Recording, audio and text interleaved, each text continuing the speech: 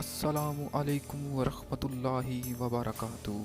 شیخ عبد القادر جیلانی، جنہیں غوث اعظم بھی کہتے ہیں، بہت بڑے بزرگ اور ولی اللہ گزرے ہیں۔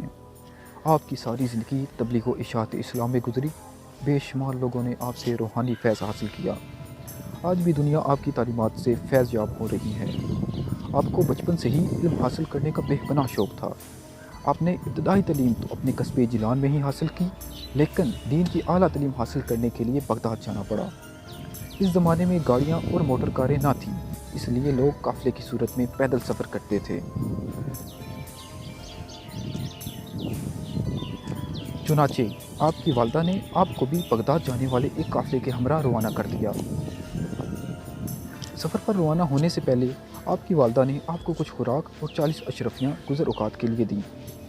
آپ کی والدہ نے یہ اشرفیاں آپ کی قمیض کی تہ میں سی دیں تاکہ محفوظ رہیں، اور چلتے وقت آپ کو خاص طور پر یہ نصیحت کی کہ بیٹا، ہمیشہ سچ بولنا اور جھوٹ کے قریب نہ جانا۔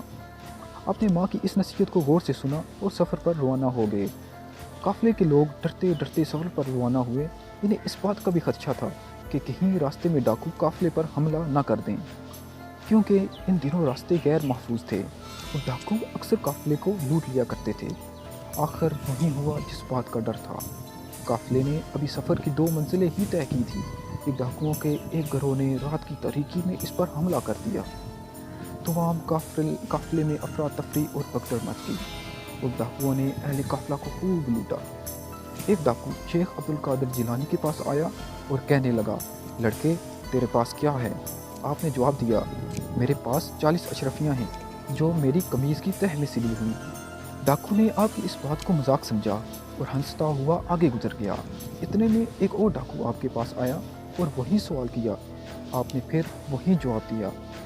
وہ ڈاکو یہ جو آپ سے سن کر حیران ہوا اور آپ کو پکڑ کر اپنے سردار کے پاس لے گیا۔ ڈاکو کے سردار نے تعجب سے آپ کو دیکھا اور پوچھا، لڑکے، سچ مجھ بتا، تیرے پاس کیا ہے؟ آپ نے وہی بات دہرائی۔ آپ کی یہ بات سن کر سردار کی حیرت کی انتہا نہ رہی۔ آپ نے اپنی قمیض کی تہ کو کھولا تو پوری 40 اشرفیاں زمین پر گر پڑیں۔ اشرفیاں دیکھ کر سردار کی آنکھیں حیرت سے کھلی کی کھلی رہ گئیں۔ اس نے آپ سے مخاطب ہو کر کہا، لڑکے، تو نے سچ بول کر اپنا راز کیوں فاش کر دیا؟ حالانہ تو آسانی سے اپنی اشرفیاں بچا سکتا تھا۔ آپ نے جواب دیا، میری ماں نے مجھے نصیحت کی تھی کہ بیٹا، ہمیشہ سچ بولنا۔ میں نے اپنی ماں کی نصیحت پر عمل کیا ہے۔ آپ کا یہ جواب سن کر سردار اس قدر متاثر ہوا کہ بے ساختہ اس کی آنکھوں میں آنسو آ گئے۔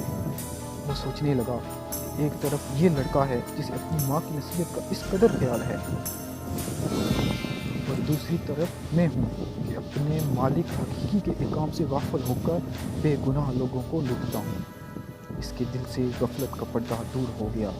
اس نے توبہ کر لی اور قافلے کا لوٹا ہوا مال واپس کر دیا۔ اس طرح آپ کی سچائی کی بدولت ڈاکوؤں کی اصلاح ہوگی اور وہ نیکی اور پرہیزگاری کی زندگی گزارنے لگے۔